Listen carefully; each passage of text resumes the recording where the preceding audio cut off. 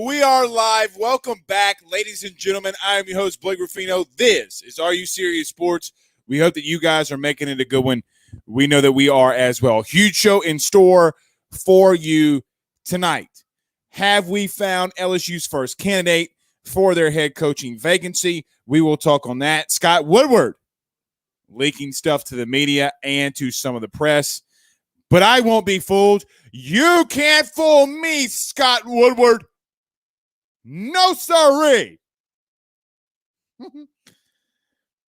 We will talk about that as it is Audition Saturday for LSU. I will tell you why that is and what we're hearing on the LSU coaching search. Memphis Spence joins us at 7:20. He joins us every other Tuesday to give his top 16 in college football. Who does he have in his polls as we are getting very, very close to, as the polls will come out from the selection committee, we're getting close to that. Jay Johnson beating down the door for LSU baseball. We'll probably get to that last. Hashtag Ask Blake, like we do every Tuesday and Thursday. And then as something we did not do last night, we will go around the SEC. So huge show in store for you. Welcome in. And I see this. The reason I bring this up is Logan on Facebook says, chicka, chicka, chicka, chicka, chicka, chicka, choo, choo. That's actually what Thomas the Train says. The reason I know that is because we watch Thomas the Train with my son Benjamin all day long. But I think that Logan has a different aspect on that as he is talking about Lane Kiffin. Choo, choo, like my name's Major Payne. We'll get into that. But before we get started, guys, do us a favor, as always, hit that like button if you're on Facebook. There's a lot of you in there already, a lot of you that are trickling into YouTube and Periscope as well. Do us a favor by hitting that like, hit the share button as well. Please share to your social media pages. If you're on Facebook, share to some Facebook groups. If you're on YouTube, don't forget to hit that subscribe button. And if you're listening to us on the audio podcast, don't forget to subscribe there as well, and follow us on all of our social media platforms. We're going to take a couple comments before we have to pay some bills around this thing like we always do. But Devin says, looks like James Franklin going to be at USC, but who knows? Yeah, I mean, man, we'll talk on that. I think that there is I think that there's a lot that we're going to talk about tonight. Everybody's saying that they know this person, that person, this person, that person's a candidate. They're lying their asses off. I think that they're right in the aspect of because there is such a short list that Scott Woodward could legitimately pick from. I think that they're taking a shot in the wind, but we're going to talk about that. But I'm going to answer some rumors. I also am going to put some respect on some people's names. It's like some coaches that people you need to put the respect on their names. And I'm going to actually come out of that off the top. You know what? We're going to do that. So let's do this. Let's pay some bills around this thing, and then let's get to it. None better than our good friends over at GM Varnado & Sons, betonline.ag. Guys, with 64 years of experience, nobody's better equipped to service in your vehicle than GM Varnado & Sons. RV repair, big rig overhauls, motorhome chassis, routine maintenance, tire rotations, tire sales. No job is too big or too small over at GM. Give them a call today at 225-664-9992. That's 225-664-9992. And tell them your good friend, Blake Ruffino, sent you on by, or go see him over at 2500 Florida Boulevard in Denham Springs, Louisiana. Also, our good friends over at betonline.ag. Guys, you can actually bet on who you believe is going to be the next LSU baseball. The next LSU football coach. Will it be Mel Tucker? Will it be Lane Kiffin? Or will it be somebody else? But you can go over to BetOnline and bet on that today. Whip out that mobile device. Go sign up. Use it. Use a 50% welcome bonus. Let them know that your good friend Blake Ruffino at AYS sent you on by using that podcast tab in the state of Louisiana. That's betonline.ag. Betonline.ag. All right, let's get rolling. Let's get this thing rolling. I think I'm going to like saying this if Lane Kiffin is it. Like, we're going to go chugga, chugga, chugga, chugga, chugga, chugga, chugga, chew, chew, if it's Lane Kiffin. But before we get started and I get to the comments, I do got to say this. A lot of fans and have been very opinionated, and as they should, right? Like every fan has the obligation to have their opinion on who they want to be the next head coach at LSU. That's perfectly great. That's perfectly fine. But LSU fans, we got to be a little realistic here. Now, I might have my reservations and my problems with guys like Dabo Swinney, but I've been peppered on Twitter all day, and a guy that I haven't even said, like, hey, let's go after Dabo. I'm not, like, pushing the Dabo train. Now, Dabo Swinney did answer a question today in reference to the LSU coaching job, and he says, that's the only Death Valley I'm worried about over here, man. Hoochie coochie. That's what Dabo says. But LSU fans, we need to be realistic about what it actually is about a good football coach. Dabo Swinney has had a lot of success at Clemson. A hell of a lot of success at Clemson. He's a national championship winning coach. He's had good quarterbacks like Taj Boyd. Yes, Taj Boyd. Deshaun Watson. Trevor Lawrence. Can DJ Uiagalelei be the next guy that he can mold into a top NFL pick at quarterback? Every time I see somebody talking about the new head coaching search, the biggest thing, and it happened last night on Twitter when we were doing the Twitter Spaces, everybody was talking about, well, what about the resume, Blake? Blake, what about the resume? He ain't won a lot. For everybody that's resume pointing, let me just throw this out to you. Most of you and most people that keep saying resume, obviously have never hired an employee a day in their life. Because sometimes it's not always about resume. Are they a good fit for the culture that you have in your business? Do they have the it factor that you're looking for? Do they meet the criteria that you're looking for? Now, I know today, and look, some of these things you can kind of, you can say, yeah, that's a little fishy. That's a little suspect. But don't think that every LSU coach, but every coach in the country is not going to entertain the idea of being the next head man at LSU. Now, I know it's tracking plane season, and everybody's going to start tracking planes, and a plane left Baton Rouge today and went to Norman, Oklahoma, and instead of landing in Oklahoma City, the big airport in Oklahoma, landed in a private airstrip. But the one thing I'm going to tell all of my media members who think that they know what they're talking about, to all of those media members who botched it last year, and when I was out here telling you, hey, I'm going to push for Vitello, even though I might have been wrong, guys, we don't know who the hell it's going to be. Planes can be sent wherever they want, but it's interesting that the first place that the plane that everybody looks for goes to Norman, Oklahoma. I think that there's a lot of people that you can get the interview with. There's a lot of people that you can bring in. And I think that the big game hunter that everybody likes to call Scott Woodward is not going to shy away from the big dogs. But we have to start putting respect on some of these coaches' names. Guys, if your name's not Dabo Swinney, Nick Saban, Mac Brown, Jimbo Fisher, or Ed Orgeron, nobody else in the country of 120-plus head coaches in the FBS have a national title to their record or to their resume. And really, Nick Saban has a lot of them on his own. One of those coaches in Ed Orgeron is going to be gone, and Mac Brown's not coming to LSU. So spare me your resume talk. Go find who you believe, Scott Woodward believes, is the best head coach for LSU. Because the last coach that he hired that has not won a national championship outside of Jay Johnson, and I'm talking more football, was a guy by the name of Chris Peterson. He's a pretty damn good coach. Pretty damn good coach. All right, let's get to a couple comments. Craig on Facebook Live says, breaking news, Lou Holtz has removed his name from consideration, even though he wasn't even being considered. You talk about Lou Holtz? No, their name. You know, they just run the ball up the field, up and down the field. So their name.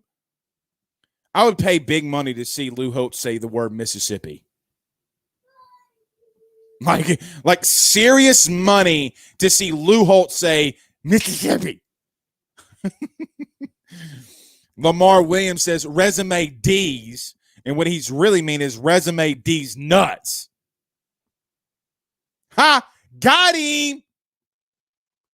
But I think that there is something to that, right? Like, I know that you want to get the best guy that's shown that he can be competent and capable of being a really good head coach. Like everybody wants, nobody in this show, nobody listening to these podcasts is going to say, hey, I don't want Nick Saban to come back to LSU because Nick Saban's going to be coaching until 2150. He's already sold his soul to the devil. He's going to win multiple national championships. That's not going to happen, but don't act like you wouldn't let him come back. So resume D's. I see a lot of people talking about Jimbo Fisher too. If you think that Scott Woodward is not going to talk to Jimbo Fisher, you're outside your damn box. Everybody trying to blow away the Jimbo smoke screen from the local media. Brother, I'm sorry, guys. Guys, I'm sorry. The gloves got to come off. Bro, they don't know what the hell that they're talking about. If you think on God's green earth that LSU and Scott Woodward aren't going to pick up the phone and call Jimbo Fisher, literally the last guy that Scott Woodward hired as a head coach in college football, you're outside your damn box. They're trying to push a narrative for some, different reasons to get in good with Scott Woodward.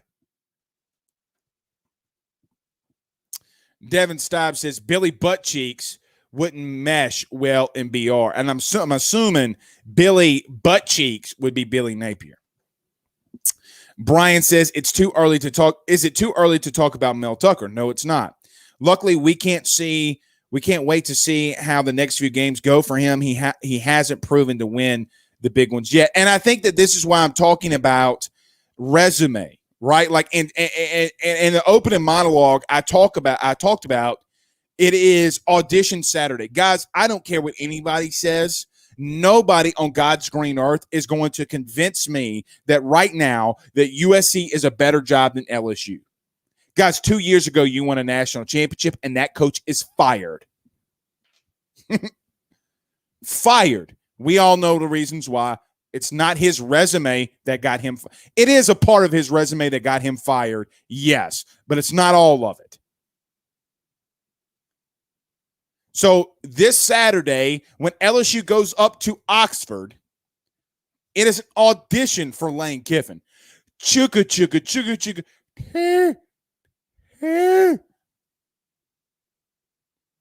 Like our name is Major Payne. So let's not get that part twisted.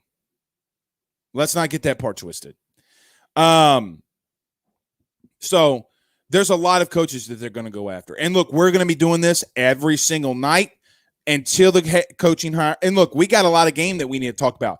Tomorrow, we're going to have to spend a lot of time on LSU versus Ole Miss. Guys, we still have game left, and we're going to do that a little bit later on. We still have a lot of games that are going to be played, and quite honestly, this might be the future of your team. LSU needs this team to go out and start balling out. Look, last year, and let me say this before I get to Mark's comment. Last year, LSU played Florida. They turned it around. They had a new starting quarterback. The first time Max Johnson got his first start, LSU then beats the SEC East champs in Florida. This year, it looks like everything's abysmal. Ed Orgeron is about to get fired, and all of a sudden, they go out there, they play loose, they beat Florida, and then the following game last year, and just like it is this year, LSU's playing Ole Miss. Now let's see what happens if LSU can get on a roll. Guys, I don't know how else to say this. Now, I don't think LSU's winning the SEC West. That's not what I mean. But LSU still holds their own destiny in their hands. And what happens when you have players that really don't have anything else to lose and have the biggest weight on their shoulders off with these kind of athletes, guys, anything can happen. Now, I don't think that they beat Alabama. I think A&M Look, I'll even say this on Memphis. Spence is going to be joining us in a couple minutes, and he's going to be one of my witnesses here. He's going to be one of my witnesses. On October 19th, I am going to say that LSU is going to beat Texas A&M. Ed Orgeron's last game at LSU in Death Valley, a lot like what happened with Les Miles. It doesn't matter. Those kids are going to go out and win for Ed Orgeron. If you think that he's lost the team, it's not going to be completely, and they're going to want to send him off. So hypothetically, you lose to Alabama and win out the rest of them. Guys, you're 8-4, about to go into a bowl game. God forbid you win that effing bowl game and you're 9-4. God bless Jesus up above, sweet Mary, sweet baby Jesus, that LSU's 9-4. Then you get a new coach who says, hey, look, in a coaching carousel, LSU's worst day in a real season outside of COVID is going 9-4. Got a big game this week, and we need to talk about that. In reference to Mel Tucker, he's a part, and I know people keep asking about Mel Tucker. Look, it has been told to me, and this will be the last thing, and then we'll get to Spence. It has been told to me, look, William Tate IV, who is the new president at LSU, is the first African-American president at LSU. It has been relayed to me that a lot of people are saying that he wants a legacy hire in the sense of hiring the first head coach at LSU to be African-American or minority. I have been told something completely different by two people that I highly trust. One of them have said that William Tate has advised the athletic department that the front porch of LSU is their football program, and he is going to do everything in his power, money-wise or whatever, to help LSU hire the best coach to have the best success, because the truth is winning football games put asses in classroom seats, and it brings that cheddar. You don't believe me? Go look at the tuition in 2008 at Alabama and go look at it right now. Go look at Clemson before and now when they started winning national championships. Winning puts asses in classroom seats. And the reason that I feel very confident and almost can confirm that, yes, he will have a voice, but is going to help Scott Woodward in this process wherever he needs it to be turned, is because the two sources that I got this from aren't football related, aren't your normal guys that you would get football information from. By the way, they're never wrong. So I just want to make it out there. And so the whole Mel Tucker, the resume thing, guys, resume D's nuts. I'm sorry. It's the only way I can put it. All right. We got to get to the top 16. Who are the best 16 teams in the country? Memphis Spence is about to tell you. That's right. He's about to tell you. And I know who number one's going to be. It's going to be, wait till after the break. Guys, DrakeWilliamsLawFirm.com, DrakeWilliamsLawFirm.com, 985-386-7600. That is the Drake Williams Law Firm. Your baby mommy leaves you, they got you, Big Daddy. They're going to bring them to court. You get a DWI, successions, titles, whatever. They can do it all. It's the DrakeWilliamsLawFirm.com, DrakeWilliamsLawFirm.com. And our good friend Richie Roche over at Roche's Lawn and Landscape, 225-937-7220, 225-937-7220. Tell me your good friend Blake Ruffino at AYS sent you on by. All right, we have our good friend Memphis Spence joining us. Memphis, it's been too long. 2 weeks, and college football has been nuts. We fired a coach. We had some crazy reporting. LSU actually, Memphis 2 weeks ago, the theme of our segment was run the ball. Hell, LSU found a way to run the ball this week against Florida. And they won, right? And they won, which is nuts. But I do right. But I do got to ask you this, and we'll get to some LSU and some other teams in the SEC later on. But I really want to go down your top 16 because last time we had you, we really didn't break that down because too many things were going on. Let's just stick around the top four really quickly. I know that Georgia's probably going to be number one. I know Iowa's probably going to be out after a loss to Purdue. But Memphis, I don't know how else to say this, but is Cincinnati your number 2? Tell the people who's your top 4. Number 2. Cincinnati's my number 2 based on performance alone, because I don't know if Cincinnati can beat a lot of these other teams. We'll see. I mean, we saw Cincinnati play Georgia last year, right? We saw the Fiesta Bowl. We saw Georgia win by a field goal. And I'm like, okay, is this the same? Cincinnati brought back almost everybody, that they had last year. But this Georgia team's just that much better this year. So I don't know. There are 2 teams that I don't think that Cincinnati has a chance beating right now. And Ohio State and Alabama. I can't envision Cincinnati winning against those 2 programs. I think they could actually pick off Oklahoma. I really do. I think that would be a good game. I think that game in my mind makes sense. It's probably going to be close. The other 2 in Georgia, no, we've seen that before. We've seen that. Right. So, Spence, it just feels like, and to me, at the end, it's probably going to be Alabama. It's probably going to be Georgia. But Alabama has a loss already. Even though Alabama has a loss, I mean, do you still kind of find a way to start getting them back in the top 4 because of how they're performing now?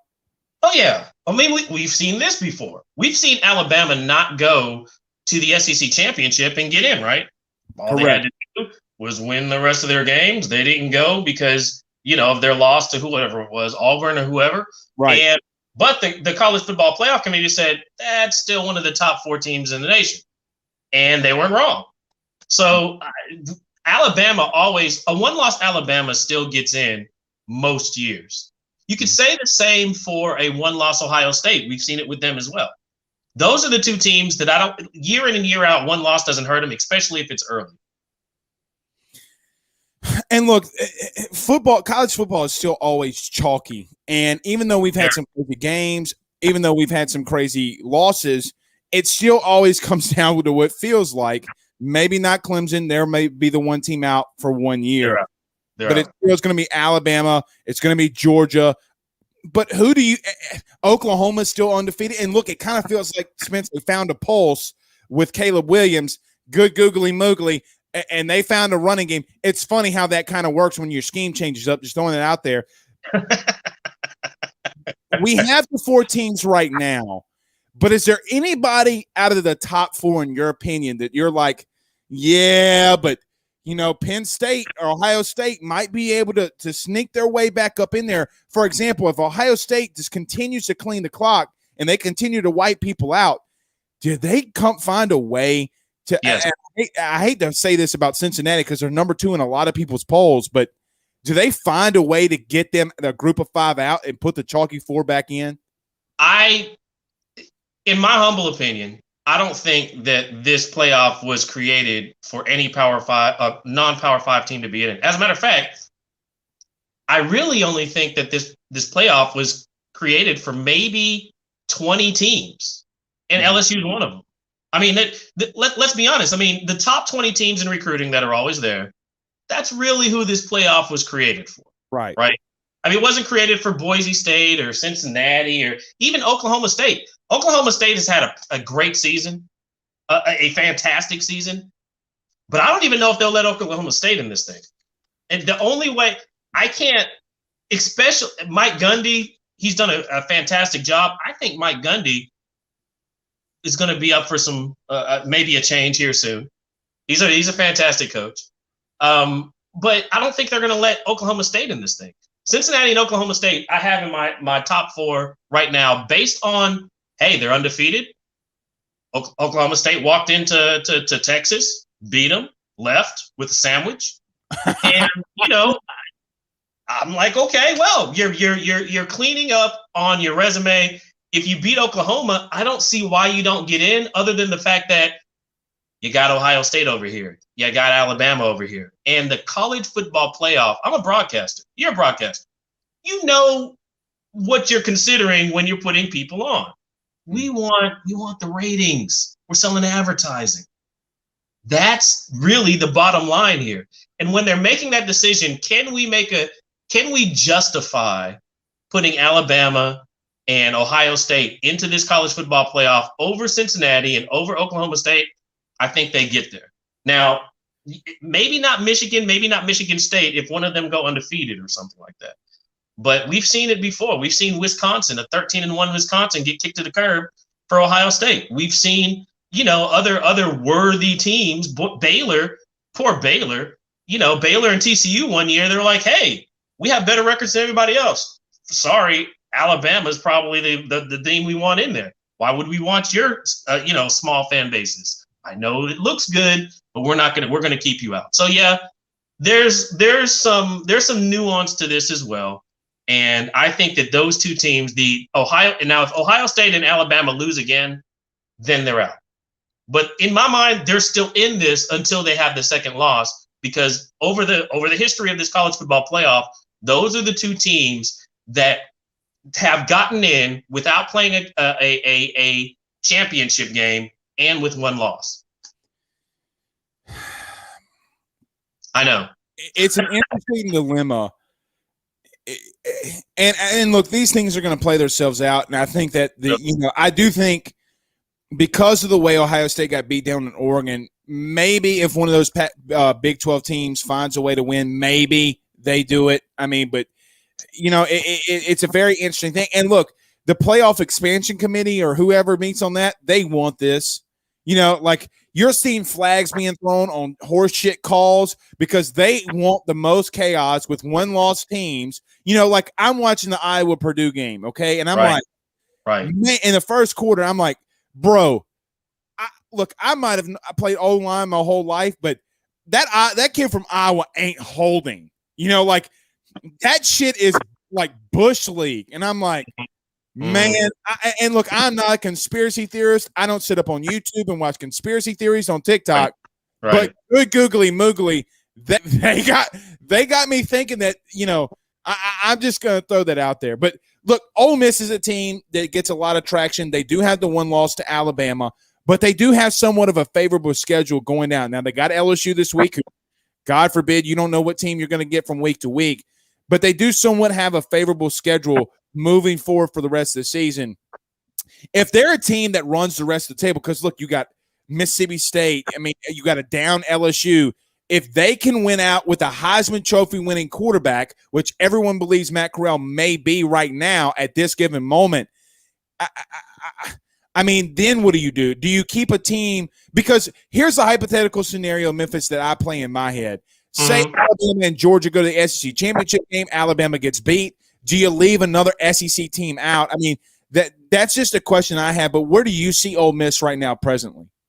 So Ole Miss would be the team that possibly, I haven't looked at their schedule, but they may be a one-loss team that, gets to the SEC championship against a one-loss Alabama. Have they played? Yeah, they have played. They have played, and they lost Alabama against a one-loss Alabama. They get there, and they may even win. Then what do you do? What do you do with a one-loss Georgia, a one-loss Ole Miss, and a one-loss Alabama? You probably are going to take Alabama, and you're probably going to take Georgia, and Ole Miss is, at home eating chips. And those are the things that happen. I think just because they lost Alabama. And I mean, there are scenarios that maybe, just maybe, Ole Miss gets in, but they're one of those teams, just like Oklahoma State, that are on the fringes. Like, we don't really want them in. Their fan base isn't really that big. Half of them are Memphis fans anyway. We don't want them in. But that being said, I mean, I don't even think Ole Miss really gets past LSU this weekend.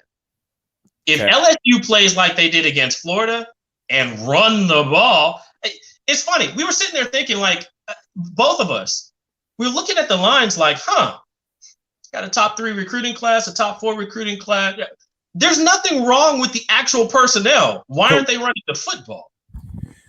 And it kind of, I'm sure it frustrated all of you LSU fans, but I was sitting there like, I don't understand this. Why aren't they running the football? all of these teams have had success, especially against Florida. Look what Kentucky did against Florida. They're having success running the football. Why don't they just run the football and come out with the win? You can do the same thing against Ole Miss. That's one of their weaknesses. Right. Tennessee exposed them. So I don't even think I don't think we're going to have that problem. I think Ole Miss is going to end up with another loss before the end of the season. But say, there's a one-loss Ole Miss that somehow gets in the SEC championship against Georgia, and, they play them, and all of a sudden you're like, well, and I don't think that'll happen because they lost to Alabama. A one-loss Alabama would go over them. But it's I don't see a path really for Ole Miss with the one loss that they have against Alabama, unless Alabama loses. If Alabama has a second loss, then there's a conversation. But it's really Alabama, Georgia, probably Ohio State, because the way Michigan State played against Indiana, I was like, I didn't like that turnout. It was a win, but it was ugly. It's kind of like one of those ugly wins that Oklahoma was getting. Right. Same ugly win. Sometimes you just gotta stay alive and get those ugly wins, because at some point you're gonna have them. I mean, a lot of my friends that I'm close with that in 19, they're telling me, "Oh, Blake, we're about to blow out Auburn and Memphis." I mean, I've told my listeners this before.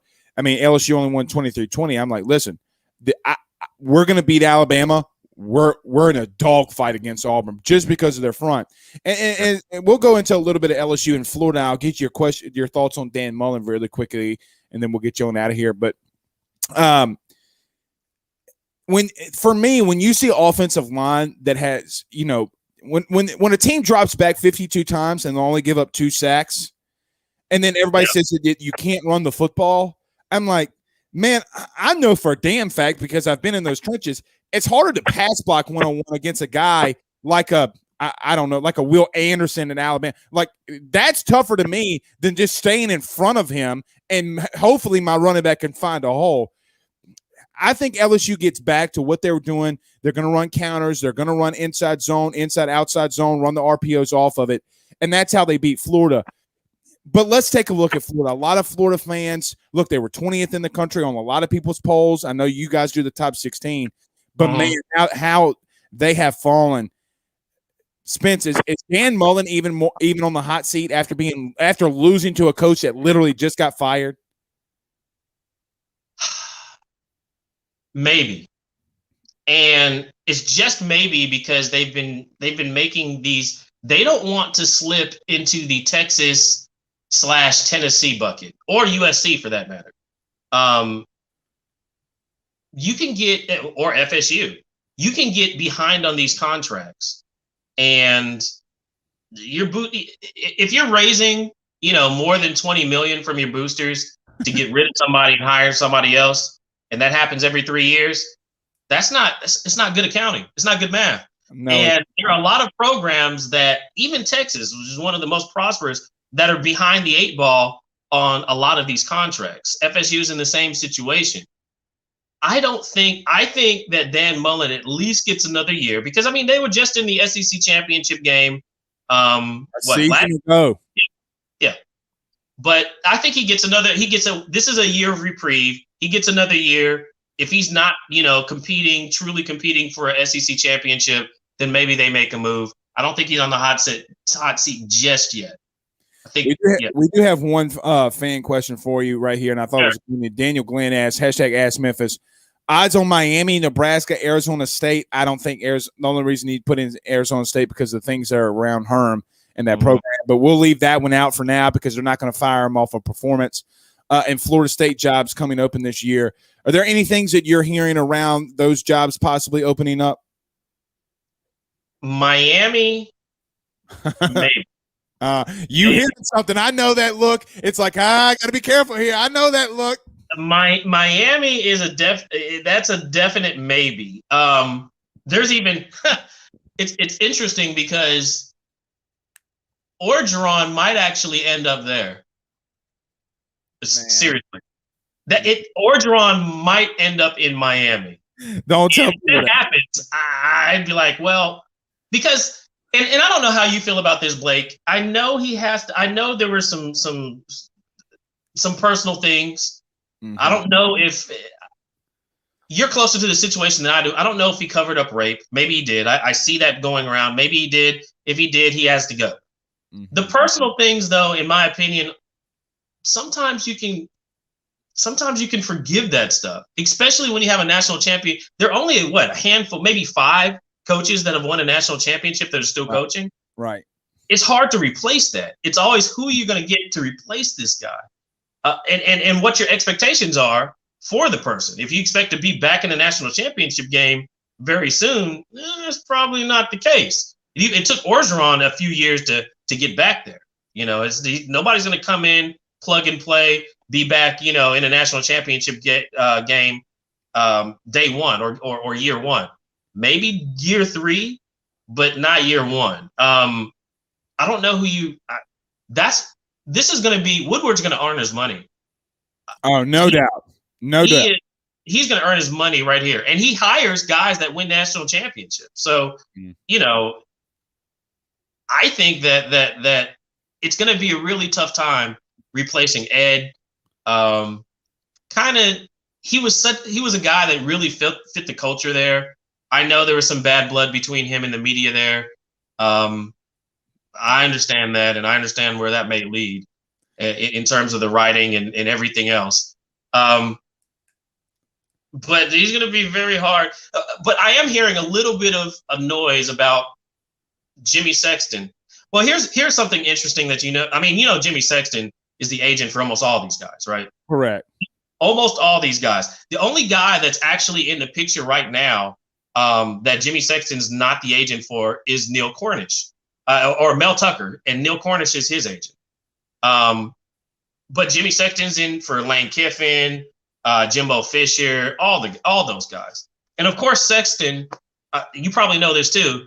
He lives in Memphis, so I get a smidgen. I get crumbs of what might happen. Is there anything that you can divulge? No, there's nothing I can divulge. There are crumbs that I haven't really, followed up on. Like, does this make sense? But Orgeron to Miami is something that I heard from somebody. So it's not really, it's more of a rumor than anything else. But who the rumor came from made my ears perk up. And you've been in this business long enough. There are people that you listen to, and there are people that are, whatever, you're blowing smoke. Preach. And that's part of the game. That's part of the game. A lot of these, what on the media side, there are people that are specifically blowing smoke for ADs during their coaching search. They're like, hey, we'll leak this name to you. You do something on this, throw them off the trail, and we're going over here. It's exactly what Scott Woodward literally did 6 months ago on Baseball Search. There you go. Right. But you do that to keep those cards close to your vest. You don't want, you want everybody looking, somewhere else. You want everybody else, the Scooby-Doo people just running around, following the mystery machine while you're over here, talking to the coach that you actually want to talk to. You throw people off the trail on purpose. Woodward, he's one of the best at doing that. But where there is a little, I did hear a little something about where Orgeron may end up next, and that might be Miami. So for the Miami might be open at the end of the season. Let's put it like that. So you mean to tell me that a blonde-haired woman would be okay if Orgeron brought down to Miami? Oh, don't answer that. Don't answer that. I'll leave it be. With everything that went on at LSU, let's put it like this: they wouldn't blink an eye in Miami. Bingo. Not at all. What he's doing right now fits the culture of Miami, and that's when I started thinking, like, they may not even care about all of the stuff going on there at LSU right now. As long as it didn't have, as long as there's some PR and he's not tied to anybody getting raped or anything like that, any sexual assaults. If it's just, running around with women and everything else, I mean, that's it's Miami, right? That's what goes down in Miami. So it made sense. It makes sense when I heard, I was like, oh, destination for Ed, Miami. Oh, that actually start, I was like, well, let me, I haven't really, I just heard that earlier this morning, and I was like, oh, maybe I should follow up on this, because this sounds more from who it came from. I was like, this guy's been in the business 20 something years. He's not throwing things around for nothing. This may be credible, but I don't know if it is. I haven't spoken to anybody that knows, that's on Sexton's team there in Memphis. I don't know, but that might be where he ends up. Who's going to end up there? I have the slightest idea. And that's why we bring you on. Look, the Rudy Crew chat is absolutely buzzing right now about this, and I know it's something that we're going to have to be talking about. But regardless, Memphis, brother, you're always fantastic. Tell everybody where they can catch everything that you're doing, where they can follow you on social media and things like that. Follow me at Memphis Spence on social media. You can listen to my show, Sports Radio America, noon to 2 Eastern on Mondays and Thursdays. Just go to either sportsradioamerica.com or get the TuneIn app and just look up Sports Radio America. You'll find it. Click on it. There are a lot of people that listen. Also, if you just follow me on Twitter, because that's where I'm the most active. I have a Facebook, but I'm not really there. Follow me on Twitter, and I tweet it out right before the show, about 10, 15 minutes right before the show. You can listen to the live stream of the radio broadcast there. Awesome, my brother. You kill it like always, and I can't wait till next Tuesday, or not next Tuesday, but the following Tuesday. And look, It'll be selection show committee week, and it's going to be fun, and we'll be able to talk about that. So until then, brother, you have a good one. We'll talk soon. All right, my man. Take care. That is Memphis Spence, one of our great guests that we get on. Dude, he's fantastic, guys. I'm just telling you. I mean, Ed Orgeron running around with – I ain't going to say it. You mean to tell me Craig Schilling says Coach O going to rip his shirt off down in South Beach? Shit. Senorita's going to go wild. It's Senorita's gone wild instead of girls gone wild. Senorita's gone wild. Watch Big Bussy Blonde Woman rip her shirt off with Ed Orgeron. Buy the DVD for $9.99. Going live at 6 o'clock Eastern to watch Ed Orgeron rip his shirt off with a big busty blonde woman. Oh, all right. We had our fun. I did see some stuff in the chat. Guys, I know that you got, and I saw this earlier, Kenny and Joseph. Guys, I don't care if you argue in the Rudy Crew chat. Don't drop F-bombs. Don't curse each other out and say somebody's mama's got long titty, no nipple, have an ass. Don't do that. It's one thing for me to say it. Don't do it in the chat. We're good. We're good. Pooh Bear, I'm actually going to well, I should have got him to answer that one. That's my fault. But I know what he's going to say. He's going to, and Pooh Bear, we asked Memphis this last week, about name recognition or parody, and he talked about name recognition. I mean, obviously, and he kind of even mentioned it there in the show again tonight, because that's the biggest question you have. Rick says, and if Matt Corral is out with injury, look, it's a big deal if he's out. Then, everybody's talking about, this is what drives me nuts is these radio guys and social media guys that go down a depth chart. But when Matt Corral got hurt last weekend, you saw who they went to. They didn't go to John Rice Plumlee. They went to the other kid, the freshman. Why is his name slipping my mind? But he was like third on the depth chart. He wouldn't. Why is that kid's name slipping my mind? Jonathan Crane says Alabama will beat Georgia in the SEC championship game. This is how I fully believe about that. And let's just go around the SEC very quickly, and then we'll get back to LSU. Look, Georgia's the best team in the country, and I've been saying it for weeks, and a lot of people say, well, Blake, Kirby's going to Kirby. Well, shit, Kirby's been curb stomping a lot of people. Guys, this Kentucky team, This Kentucky team that we faced not last week but the week before that curb stomped LSU, they went out there and curb stomped them, guys, with a former walk-on quarterback who's throwing dime pieces out there. I mean, I'm talking about absolute dime pieces. So, I don't see Alabama beating Georgia. That's just me.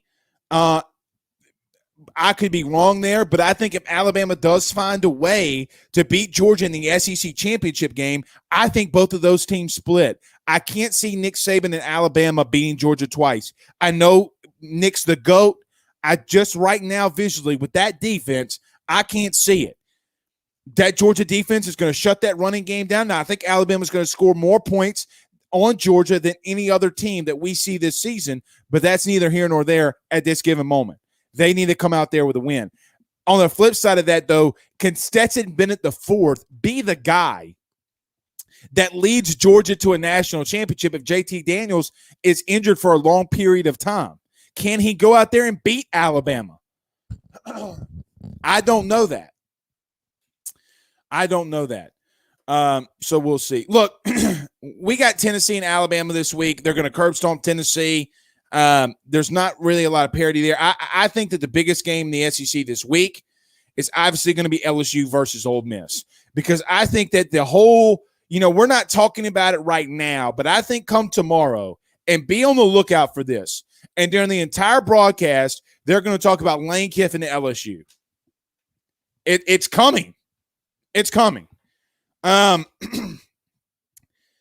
think that Lane wants to put on a show, and that's how Lane is. I think if you're Ed Orgeron and you want to win this game, and your team wants to win this game, and you want to put these kids in the best position to win this game, defensively, LSU has to do something different and keep Lane off of his game. The one thing that Alabama did this season is Nick took what he learned from last season, and they completely threw Lane off of his schedule. And quite honestly, he couldn't adjust quick enough with the personnel that he has. LSU needs to send blitzes. They need to do stunts. They need to send safeties. They need to send backers. They need to send everybody in the water cooler to beat Lane and Ole Miss this weekend. Offensively, make Ole Miss show you that they can stop the running game. Hey, we know we put it on film. You know what we're running. Quite honestly, Ole Miss does not have the defensive personnel that Florida does, and you ran it down their throats. I can't believe I'm saying this.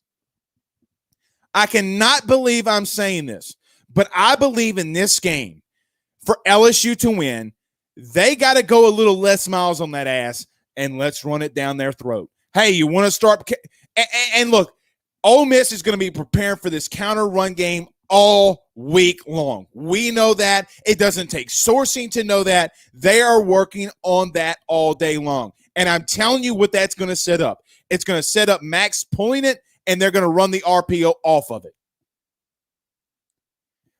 Florida finally adjusted in the midway through the third quarter. They started putting their safeties down in the box to help stop the running attack with Ty Davis-Price and those pulling guards. How Ty Grantham doesn't know how to spell this counter run game, I have no idea. But the one time that they did it, and I think this is why Ty Grantham was off of his game, the one time that they did it and they brought the safeties down, Max Johnson, being the smart enough kid that he is, he said, "What?" Like his name is Chris Burtman. What? Gonna pull it. I'm gonna hit Jeray Jenkins on a little dig route. Or not what a dig route. Was it more of a kind of a post, I guess you call it. Because dig. More of a post. Touchdown. If I'm LSU, my game plan is run it down that ass. Drip, drip, drip. It's like if I start, you guys know. I mean, look, I'm a big proponent, and I love watching fights, like boxing, especially in UFC. It's like that guy that just keeps throwing that jab out there. And LSU finally hey, you know what? We only got 3 or 4 yards that last run. You know what? It's okay. We're going to run it again. Jab. You got to jab Ole Miss because they're hurt, they're injured, they're like a wounded dog. Wounded dogs can be dangerous, but not this week. I think LSU could pull it off. And I'm going to be honest, I think that you could have more of a performance from Ty Davis Price, and you could get this thing really rolling. Jake Peets is also talking about Audition Saturday. So is Jake Peets. So is Durante Jones. I don't know if Ed, now that the public knows that he's fired and he's not coaching for his job, I don't know if the whole week, there were some things this week that I heard from inside the LSU building. So I'll just say this. There are some things that I heard this week from inside the LSU building that Ed went up to both of his guys and said, listen, I'm going to tell you if I want you to go for it on fourth down, I might give you some hints here and there, but look, go call it. Go call it. I'll give you some suggestions here and there from my experience. Go call this bitch. There's some things that I'm hearing this week, so it's going to be entertaining to watch.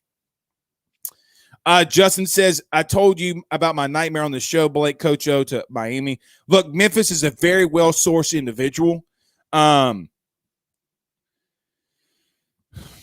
Without divulging what he told me, but Memphis told me something that happened in college football a week before it happened. And very minute detail, not, something, and it was, to be honest, and he even told me how the PR was about to break. Very well-sourced individual.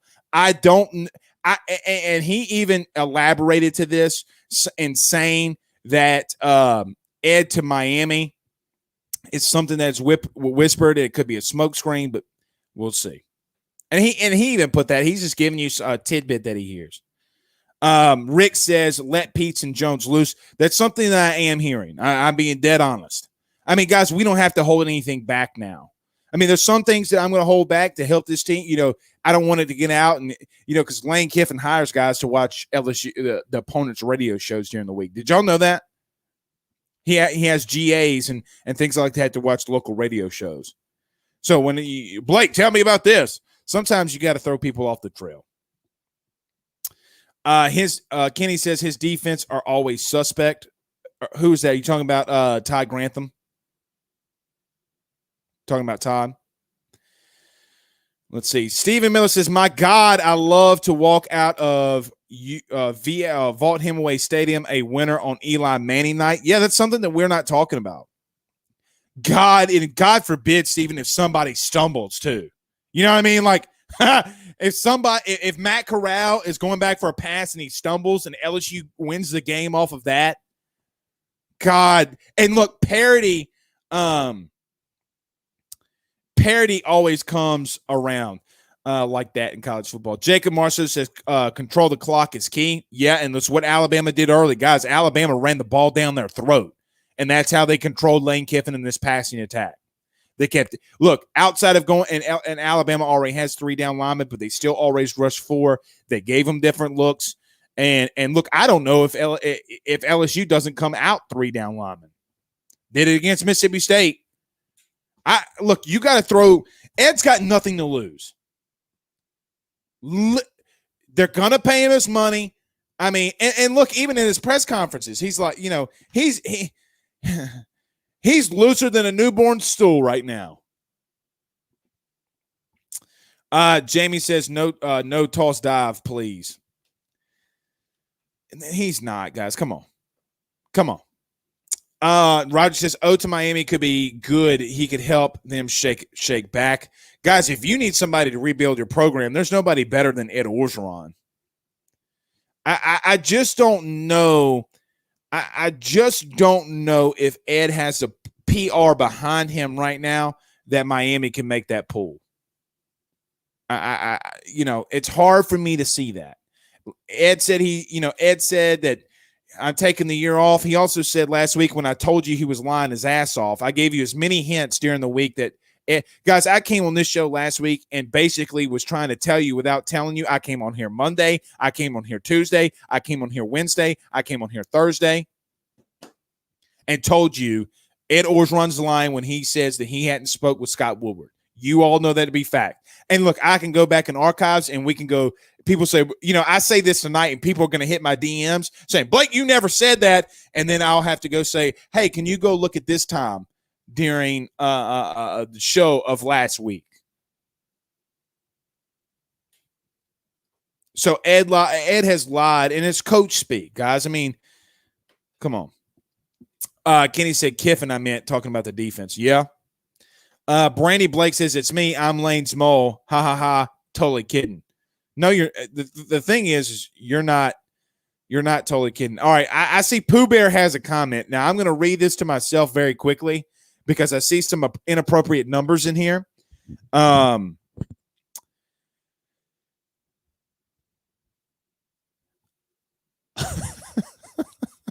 right. It's not as bad as I thought. Pooh Bear says, Blake, we can run 69 plays against Florida. Or we ran 69 plays against Florida. That's the key. 69 is the only non-multiple of 5 that my OCD can tolerate. Okay. You see 2 things and 2 numbers that say 69 on it, and Pooh Bear being the, making the epic comments that he has before on the in the Rudy crew. You got to be careful. Pop on you like a bad zit on a wedding, during a wedding, before a wedding, on your wedding day. Thank God I had a beard. Let me see if you guys can see this. I had a pimple on my wedding day. You can't see that. I had like a pimple like right there on my collar line. I'm like, man, I don't have like pimples or anything like that. I'm like, I would have a pimple on my wedding day. Stupidity, man. All right, let's get a couple more here and we're going to get on out. Mark says, so Ed will be vacationing in Miami after the season. Wouldn't surprise me. Arlen said, I'm glad to know that I'm not the only one that hated that play. I hope I never see LSU run a toss dive again. I'm sure at some point you will see some coach run a toss dive. Hopefully we won't be alive, but I'm sure it will happen. And Ryan said, vanilla defense go wave for once if Jones is allowed to call the plays. I think that it will. All right, guys, we'll see y'all again tomorrow. Don't know who we have guessing. I forgot my stupid list, but we'll be guessing up tomorrow. I forgot. But until then, guys, y'all have a good night. Peace out, Girl Scouts.